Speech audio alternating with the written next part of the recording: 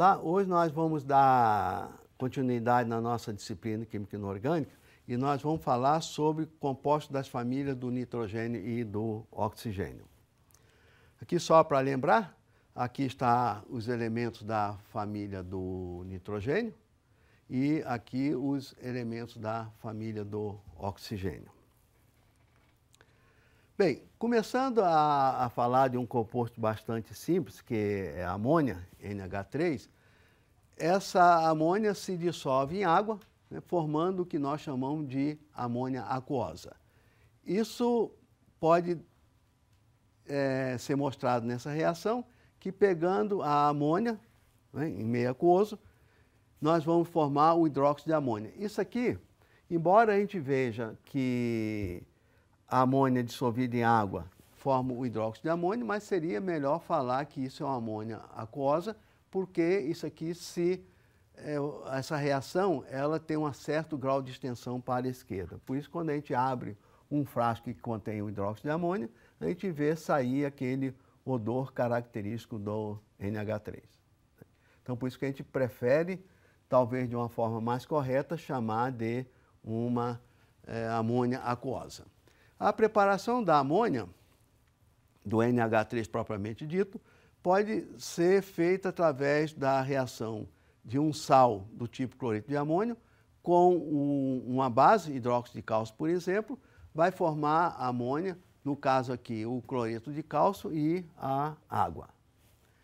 Ou pode ser obtido também, né, através dos gases nitrogênio e hidrogênio, via um catalisador e temperatura relativamente alta, porque são a opção de uma energia para quebrar essas triplas ligações entre os átomos de nitrogênio na molécula do nitrogênio gasoso. Então, isso aqui vai formar a amônia propriamente dita. A amônia, em presença de temperatura, reage com oxigênio, formando o nitrogênio e água. Então, é uma reação que nós devemos preservar quando nós queremos ter a amônia e não o nitrogênio. Uma molécula bastante interessante do nitrogênio é o óxido de nitrogênio, que ele pode ser obtido a partir da reação do cobre sólido com o ácido nítrico diluído, né, para formar o óxido de nitrogênio, forma o nitrato de cobre e água. Essa molécula do óxido nítrico, o NO, ela tem um caráter duplo, que a gente chama o efeito Janus. Isso por quê? Porque, ao mesmo tempo que ela é uma molécula poluente, ela é uma molécula extremamente necessária para o controle dos nossos vasodilatadores. Então, por isso que ela foi considerada pela revista Science, isso no ano de 1992, como uma molécula do ano, quando realmente se descobriu, se constatou que ela tinha uma importância biológica bastante grande. Que até então, a gente conhecia o óxido nítrico simplesmente como um poluente que é gerado a partir da combustão da gasolina nos nossos carros. A faísca que é produzida na combustão faz com que o nitrogênio do ar reaja com o oxigênio, formando o óxido nítrico, que vai reagir com o oxigênio, formando um composto, um gás, né, propriamente, o dióxido de nitrogênio, que tem cor castanha. E a gente vê que o dióxido de nitrogênio, que é esse aqui, né, pode reagir com água, formando então o ácido nítrico e uma molécula de óxido nítrico, que ela volta eventualmente para reagir com o oxigênio, formando o dióxido de nitrogênio, e isso aqui pode entrar no ciclo reacional. O ácido nítrico, já que nós falamos da obtenção dele, é um composto extremamente necessário para a economia de um país, até mesmo para a nossa sobrevivência de uma certa forma. Por quê? Porque o ácido nítrico é bastante usado na produção de fertilizantes, né? E nós, para alimentar a população cada vez mais crescente, obviamente nós precisamos de bastante fertilizante. Só para vocês terem uma ideia, o ácido nítrico é usado justamente na reação com a amônia, produzindo então o nitrato de amônio. Esse nitrato de amônio é usado como fertilizante propriamente dito. Para vocês terem uma ideia, 10 milhões de toneladas são anualmente produzidas no mundo como fertilizante. Então vejam o quanto de dinheiro gera a indústria de fertilizante, né? Principalmente do nitrato de amônio. Logicamente, nós estamos colocando aqui uma reação para formar o ácido nitroso, mas se a gente usar aqui o nitrato, né, de bário, não esse composto, né, nós vamos poder obter também o ácido nítrico, né? Se nós pegar essa reação aqui, nitrato de bário, né, nós reagimos isso com ácido sulfúrico, vamos produzir, ou se usarmos aqui o nitrito, né, nós vamos obter, então, o sulfato de bário como subproduto. E aqui, ou dependendo do nosso reagente, vamos produzir o ácido nitroso ou o ácido nítrico. Então, é uma outra forma da gente obter o ácido nítrico. Bem, aqui nós vamos falar um pouco, né, dos oxiácidos de fósforo. Nós temos aqui 3 ácidos de fósforo, temos o ácido fosfórico, o ácido fosforoso e o hipofosforoso. Neste caso aqui, 3 hidrogênios são ionizáveis. Nesse caso, somente 2 e aqui 1. Isso por quê? Porque para o hidrogênio ser ionizável, nesse tipo de ácido, ele tem que estar ligado a um oxigênio. No caso aqui, esse está com o hidrogênio ligado ao fósforo, então isso é uma ligação com caráter covalente e não se dissocia facilmente.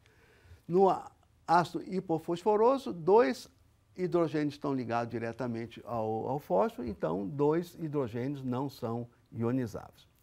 Aqui é interessante a gente pensar o seguinte: o oxigênio ele tem 6 elétrons na sua camada de valência. Então ele pode ligar um par de elétrons com hidrogênio, o outro com fósforo, ficar com 2 pares de elétrons livres aqui. Em todos os 3 oxigênios que estão ligados ao hidrogênio. Quando ocorre aqui a dupla ligação, né, um par de elétrons do fósforo é doado para o oxigênio, então formando então uma dupla ligação, né? Então, no caso aqui, é bom a gente lembrar que o fósforo ele fica com 10 elétrons na sua camada de valência, não seguindo então a regra do octeto, que ela na maioria dos casos é seguida na formação dos compostos, mas não obrigatoriamente. E no caso aqui também existe a dupla ligação formada entre o fósforo e o oxigênio. Então isso aqui mostra qual o hidrogênio que é dissociável nesse tipo de ácido. Bem, nós comentamos, né, na aula passada, a limitação do nitrogênio em formar apenas 4 ligações.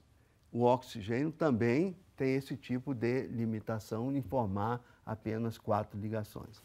Já o fósforo e o enxofre, eles podem formar até 6 ligações, como nós já comentamos em aula passada. Então aqui a gente está vendo, né, que o enxofre pode formar o hexafluoreto de enxofre, né, formando então um híbrido aqui do tipo sp3d2. Isso por quê? Porque esses hidrogênios aqui, no estado ativado, eles vão estar, esses elétrons, perdão, né, vão estar desemparelhados. Então isso vai disponibilizar 6 elétrons não emparelhados para formar ligações com o átomo de flúor, por exemplo. Um elétron do flúor emparelha com esse, outro com esse, e assim sucessivamente, formando essa espécie hexacoordenada que tem uma estrutura octaédrica. Vamos aqui ver um outro aspecto interessante, né, quando nós podemos correlacionar estado de oxidação de um átomo central com um enxofre, nesses ácidos, né, sulfuroso e sulfúrico, né, que está o sulfuroso e o sulfúrico, para mostrar como o estado de oxidação do átomo central pode influenciar na força do ácido onde ele está localizado. Por exemplo, se a gente pensar aqui, né, esse ácido, o ácido sulfúrico, é mais forte do que o ácido sulfuroso. Isso por quê? Se a gente pensar, né, que no ácido sulfúrico o enxofre está ligado, né, a duas hidroxilas e formando duas duplas ligações com oxigênio, aqui o estado de oxidação dele é 6+, então o que vai ocorrer? O enxofre está bem carente de elétron. Então, o oxigênio vai doar elétron para o enxofre, fortalecendo essa ligação, enfraquecendo a ligação oxigênio-hidrogênio. Então, isso vai permitir a quebra dessa ligação oxigênio-hidrogênio, disponibilizando, então, ou dissociando esse hidrogênio. Já no caso do ácido sulfuroso, que o estado de oxidação do metal, do átomo central, perdão, é 4, então esse enxofre vai estar menos carente de elétron, então a força de ligação oxigênio e enxofre é menos acentuada do que nessa ligação aqui, onde o enxofre é estado de oxidação 6. Então, no caso aqui, como essa ligação oxigênio e enxofre é mais fraca, essa ligação aqui tem maior dificuldade de ser quebrada. Então, por isso que o ácido sulfuroso é menos forte do que o ácido sulfúrico, né?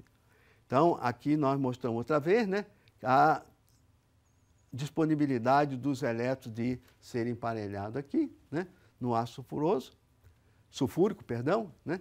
Então, isso mostra que realmente 4 ligações são do tipo sigma e 2 do tipo pi.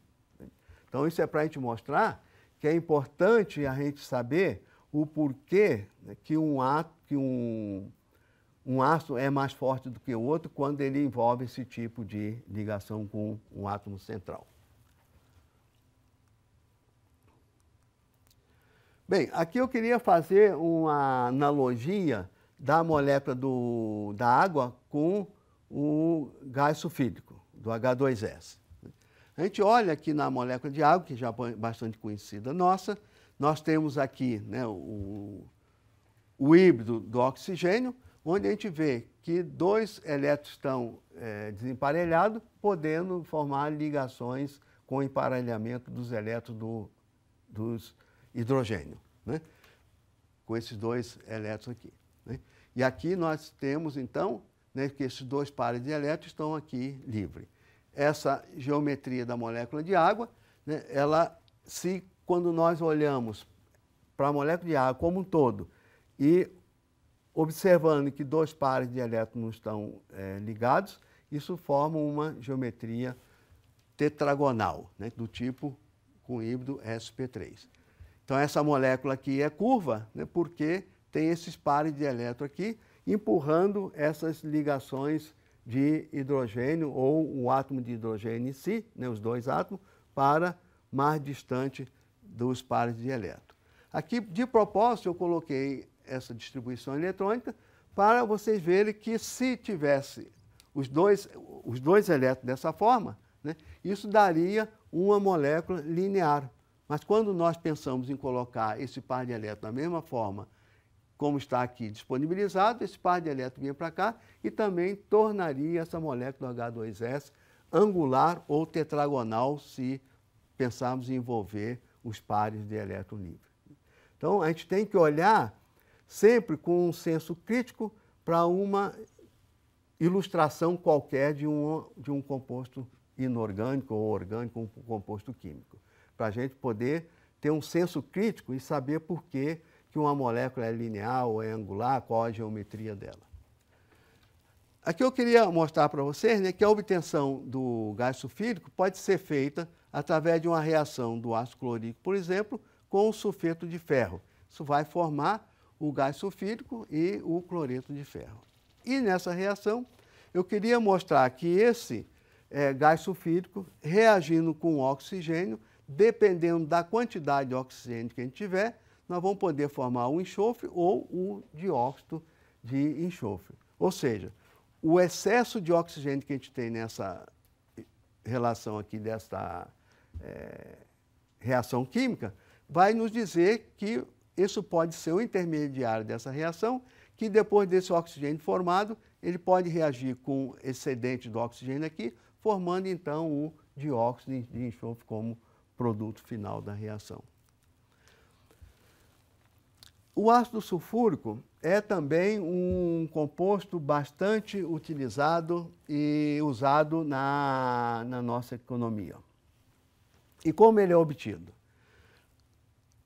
Existem alguns outros métodos industriais de obtenção do ácido sulfúrico, mas eu vou relatar para vocês aqui o que nós chamamos de processo de contato de obtenção do ácido sulfúrico. Bem, nós pegamos o enxofre, reagimos com o oxigênio, vai formar o dióxido de enxofre. Colocando mais oxigênio, esse óxido aqui vai formar então o trióxido de enxofre e depende do uso de catalisador. Por isso que esse método é chamado método de contato, porque há contato entre a espécie reagente com o catalisador, que é o óxido de vanádio. E esse método, ele é usado, né, mas não exatamente dessa forma, porque quando o SO2 reage para formar o SO3 e colocando o trióxido de enxofre com o vapor d'água, isso forma o que nós chamamos um fumo branco, que são gotículas de solução do ácido sulfúrico. Isso cria uma nuvem no ambiente onde está sendo produzido esse ácido sulfúrico e que não é nada agradável para quem está naquele ambiente. Respirar ácido não é, obviamente, nada agradável. Então, essa reação, trióxido de enxofre com água, produz o ácido sulfúrico, mas cria esse ambiente desagradável. Então, para evitar isso, o que se faz é pegar o trióxido de enxofre e passar ele através de uma solução de ácido sulfúrico, e essa reação vai formar, então, o ácido pirossulfúrico, que é esse aqui. A reação é essa aqui. Esse ácido pirossulfúrico reage com água para formar, então, o ácido sulfúrico concentrado. Ou seja, é uma reação que permite a formação do mesmo ácido sulfúrico, mas num ambiente menos agressivo para os operários que estão produzindo esse ácido. Esse ácido pirossulfúrico, por sinal, ele tem uma densidade bastante alta, ele é na forma de óleo, então isso vai tornar menos desagradável a produção do ácido. Então, isso mostra realmente que o método que nós usamos para a produção de determinado produto pode ter uma maior dificuldade ou menor em termo operacional, embora a química seja praticamente a mesma. Então, é isso que nós queríamos falar na aula de hoje sobre esse tema.